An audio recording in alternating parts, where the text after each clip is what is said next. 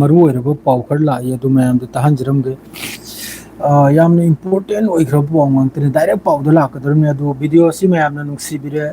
share तौबिरमु अदुगा like असि Loire फाउ यंगबिउ अदुगा follow तौसिलबिरमु अदुगा subscribe तौसिलबिरमु यामना मरु ओइबा like ने ने लाक्सरसे अइना नमजरेबा वीडियो से यामना इम्पोर्टेंट ने यामना इम्पोर्टेंट हाइबु सिदा प्रेस टीवी दा फोंदोरक पाउनी को प्रेस टीवी दा हारिसिनबु ईरान की तरफ से 24 सूबा वेब ऑपरेशन नसर 2 ऑपरेशन नसर 2 सिना जॉर्डन की हजिक की हाइरिबा Islamic revolution guards corps IRGC का कहना है कि ईरानी सेना ने जॉर्डन के अल रुकबान इलाके में अमेरिकी सैनिकों के एक कंपाउंड को निशाना बनाया जिसमें कई यूएस मिलिट्री फोर्स मारे गए असिदा याम साथिना हजिकी अल रुकबान हारिब मफम सिदा अमेरिका की फोर्स की कंपाउंड में विजाने सिदा डायरेक्ट मिसाइल अमसुंग ड्रोन ने ईरान की तरफ ते लान से याम साथिना फुल स्केल दा आईआरजीसी की तरफ ते लाउथोखरमनी फुल स्केल दा लान हो रहा है या कोई फुल स्केल दा यार मखै वीडियो से मैं शेयर तौथोकिरमु वीडियो नमदना होन जरमनी अदु मतमसिना खजितंग अदु कक्थो कक्चिन तौरगा हापलकपदा खर टपनी अदुना तुमना खरा सोने डायरेक्ट पाउदा दुम लाक्चरमनी सनो मया फुल स्केल हैबदुबु अयोबिनी होजकी लांस अयोबिनी लांस अयोबि हबदु ईरान की तरफ ते लगातार डाटा सेंटर होइगेरा गूगल मैप होइगेरा अममो होइगेरा मफम खुदिंगदा जॉर्डन जरि पुरा लोइरे जॉर्डन पुरा लोइरे कुवेत पुरा मै थादोकले कुवेत पुरा मै थादोकले दी अइना वीडियो से नपनिंगलमनी अदु वीडियो से सेमबसी खरितंग नुंगाइतरे कनम तौबदो खरितंग तप्प ताराबा अदुना अइना वीडियो से सेमजरक्तरे सेंगना अदु नत्रदि अइ वीडियो से सेमगा अइना अइ कनम तौरमबनाबा अदु वीडियो से सेमबसी यादरे चनाव मया सी कुवेत कापचल खिबगनी सिगिसे मकोइगी आईआरजीसी की तरफ तगी फुंगदोरइनी अदरैदी सी मथक्ता मैखु खुरिसे मथक्ता मैखु खुदना सिगी सिनेबु सीसु कुवेत हिट ओइरुबगनी माद्रे सिनेबु मकोइगी हजिकी ईरान की खत्म अल अंबिया की तरफ तगी अमके स्टेटमेंट सिनेबु हर सिनेबु गूगल मैप अदरैदी अमेजन डाटा असि मखैजरे हिट ओइबगी वानी माद्रेदी मखा ताबनबु तुसिमसु मकोइगी टावर 22 हरिदो satellite image confirm strike on tower 22 सीसु जॉर्डन दनी टावर 22 से सीसु क्राइदनो फोंगदोरे से दीदी जियोपॉलिटिक्स हाइरबो माद्रेदी मिडिल ईस्ट ऑब्जर्वर अममदसु फोंगदोरेको सिमसु लैरे माद्रे सोमने बमुका कनमगी जॉर्डन की करी हाने हम सिदसु ईरान की मिसाइल सिगी मफम सिदसु ईरान की मिसाइल हिट ओइबगी वानी जोजिकता दु जोबियो मखा ताबो पाउसे दुम तौजरा गया होजिकी सिदा अल रुकबान हर से जॉर्डन से पुरा लो जॉर्डन से कबकम लोय रे सिनो में जॉर्डन से कबकम ईरान की तरफ तेगी तोइथोकले जॉर्डन अदरेदी बहरन दनबु बहरन दसु बेसम फाव लेत्रे बहरन दसु बेसम लेत्रे अदुगा आईआरजीसी की तरफ तेगी होजी हार सिनबु आईआरजीसी की तरफ ते होजी हार सिनबु खाव पाइबु गांगतनी लोयना खाव पाइबु लोयरमनी न्यूक्लियर सिदी मोल भी जुबेर न्यूक्लियर का सादरे द न्यूक्लियर की मतंग दो साइ रखते न्यूक्लियर की होजी कि मोगी पिकॉक हाइब्रा करे है अदुगुंबा माउंटेन दुसु अमेरिका की तरफ तेगी यामना साउना लाइफ से याम सांगा लोय लाइफ से नारतनी अदुगा अदागुंता दा दुम लो जलगदुम ने करे दि लाइफ सांगा मीना येंबु वायाबा अदुना मरु ओइबु पाउ मखदु मयाम दा दुम आरे मगे सीधा हौजी की ईरान की तरफ तेगी कुवेत द लैरिबा बहरेन द लैरिबा मोगी पेट्रियट ओइगेरा मखोगी राडार सिस्टम ओइगेरा माद्रे मोगी जेट की मखोगी हैंगर ओइगेरा असि पुन मक्सि मची एमदगी हौना मानहंदन लाइन मची एमदगी हौना करिगी मानहल इन हाबिसनो मया ईरान दा हौजी जो तो स्ट्राइक तौरी मखैसे ईरान मनुंग दा हौजी जो तो स्ट्राइक तौरी मखैसे लोइन मखोगी बेस सीजनरी एदगी जेट फाउबा एदगी जेट फाउबा स्ट्रेट ऑफ हॉर्मुज की मतंग दसु पाउ लेने स्ट्रेट ऑफ हॉर्मुज तु की मतंग नते हौजी की लेमिकन इंपोर्टेंट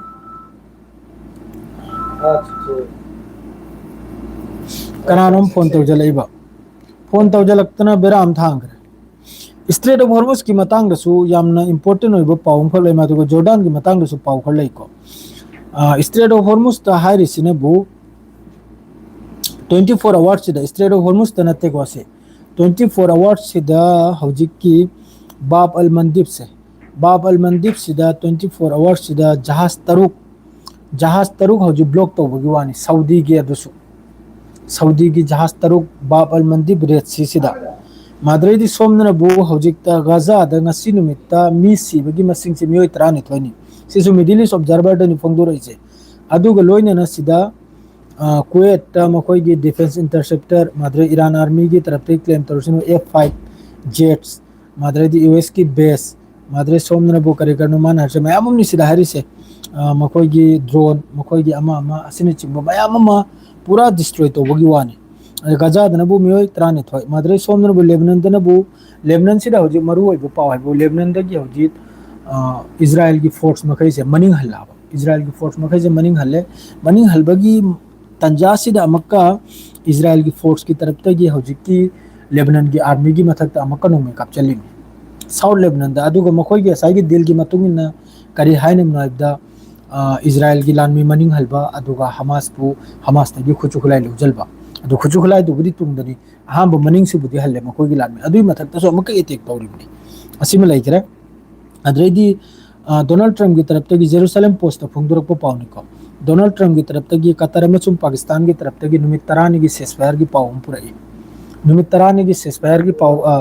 प्रपोजल पुरई अदु डोनाल्ड ट्रम्प की तरफ तगी चैनल 14 की तरफ तगी फोंगदुरक पाउनी अदु की नुमित तरानी की सेसफायर दु डोनाल्ड ट्रम्प की तरफ तगी रिजेक्ट तौग्रे सिसु मखोई की मिडिल ईस्ट ऑब्जर्वर फोंगदुरक को इसनो में माद्रेदी हौजी ट्रम्प की तरफ तगी ईरान की मथक्ते यामना चावना अटैक तौबगी पेंटागन की तरफ तगी वफम सिम थमखरे अटैक तौरो सिनी ट्रम्प की तरफ तगी अटैक तौरो सिनी ईरान की मथक्ता असिमसु ngasi numdang se kari oino adu yeng batai chino mem nei numdang che wakal de yamna chawda iran ki mathak sida attack ama lakpagi phifam umlai madre somna makka israel sisu israel ki channel 14 dani israel ki channel 14 da phongdor eba pawni israel prepares to strike Iran and awards attack decision हौजिकता Israel की मखोई की air force होगेरा Israel की लानमी होगेरा Iran की मथक्ते attack तौबै दमक पूरा पूरा ready दनी हौजिक लैदिसे ये देखि पूरा रेडी द पाइजल बगी सिसु मखोई की चैनल 14 दा फोंगदोर इमनी से एमो इसनाव में सी चैनल 14 दा फोंगदोर इमनी इजराइल पूरा ईरान की मथक्ता लान तौबगी दमकता पूरा रेडी दनी हौजिक लैदिसे बस सिग्नल खक्तनी गारिसे अदरेदी तुसरे मखोई की असाइगी लेबनान दा होजिकी लेबनान आर्मी की मथक्ता Israel force open fire in troops deployed southern Lebanon Lebanon army says warning to accident cool हाइडा डिप्लॉयमेंट सिपुन मक्से लेबनान की आर्मी ने होजिकी कंट्रोल से लौरिबा साउथ लेबनान से मकोइना लौबगी असिगी मथक्ता कापचल थिंजलकबगी वानी एड्रेस सिनबो new satellite image US personnel सिनबो हाउसिंग ने मकोइगी हाउसिंग आंतनी सियम सी सोमदम तोइख्रिसे जॉर्डन दा आर्मी की मखोई की यूएस की डिफेंस की हाउसिंग दो सी सो होजिक मिनट घंटा अनि ममांग की पावनी को तेहरान टाइम्स ते फोंगदोरे इमनी माद्रे IRGC says destroyed Amazon center data सिनबो अमेज़न सेंटर दा कैप्चर किदो होजिक के बहरन दा सिम लाइकरे अमेज़न सेंटर डाटा दा बहरन दा असिदसु ईरान की तरफ तगी स्ट्राइक ईरान की तरफ तगी फुल स्केल माइकई मरीदा अमा फावबो ngakte bida स्ट्राइक होरबनी यामना ब्रेकिंग होइबा अल जजीरा दा करी करी लाइम तक यंगे दुगो पाउसे दुम लोइ जानसी याम सांगले कांदे मरु होइबो पाउ अल जजीरा की तरफ तगी Kuwait energy water under repair heavy Iran attack Kuwait दा energy water infrastructure under repair after heavy Iran attack repair तौरिंग कांदसु कानून की तरफ तगी ईरान की तरफ तगी कुवैत ता स्ट्राइक तौबगी वानी रिपेयर तौने तौना खंगिब्राने हौजिक पाकिस्तान की यावरकलेको मादुगा हौजिक मनुंगदसु वारी मचा म सानरिको दिल की मतंगदा ईरान अमसुंग अमेरिका सिगी दिल की मतंगदा वारी मचा मनुंगदसु दुम तौनरी कुवैत ओइगेरा इराक कानून हाइबसे कोई पाकिस्तान ओइगेरा माद्रेदी तुर्की ओइगेरा इजिप्ट ओइगेरा असिम खैगी माइकई दगिने लांसी लोइजनना बायना अदुम पो लांसी लेपकना थाजद्रे लांसी ईरान की तरफ तगी क्लियर ने सिगी मतंग सिदा मक्का बाब अल मंदिब से थिंजल बतारगदी याम साथिन वा बतारे इसराव में याम साथिन अदरेदी हौजिक न्यूक्लियर की मतंग दो सेंगदोम गो इसराव में न्यूक्लियर की यूरेनियम पुन मक्सम होय हौजिक की पिकॉक हाइब्रा करे अदु माउंटेन दुरा ईरान की असाई की यूरेनियम मखैसे लोना पुजल खरसिने हौजिक अमेरिका ना टारगेट तौरिसी अदु गुंबा माउंटेन दुदनी अमेरिका की तरफ तगी यामना फुल स्केल दा लान तौरकना लेचे अदुगी असाई न्यूक्लियर इस्फान यौरमनी अमेरिका की तरफ की स्ट्राइक तौरिसे अदुगा साइड अमदा अखोई सुन्नी की अचौब जुम्मा की इमाम अमा शहीद तौखरे मिसक खंगदब मी मखैना अदुगिसु ईरान की तरफ की मिसाइल दुदा असाइगी अखोई सुन्नी की इमाम दुगी ममिंग इरेगा लंगजल खरिमनी जॉर्डन कुवैत बहरन दा अदुगुम मिसाइल दो वालेकुम अस्सलाम अदुगुम मिसाइल दो लंगजल खरिमनी ईरान की तरफ की अदुना हौजिक लान मतम सिदा ईरान दा हौजिक सिया सुन्नी करिमता लेब नते सिया सुन्नी करिमता लेबते लान दी ट्रम्प की तरफ की अमक्का हर सिनबु